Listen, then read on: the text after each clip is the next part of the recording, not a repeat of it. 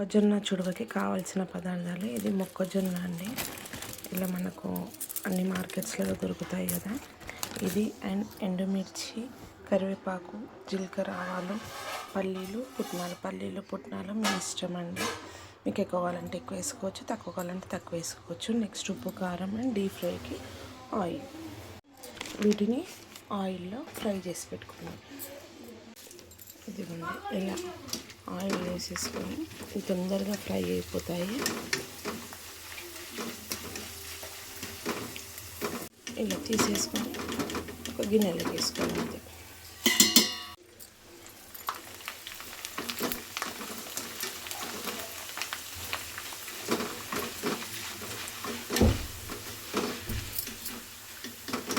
next ఆయిల్లో జీలకర్ర, ఆవాలు,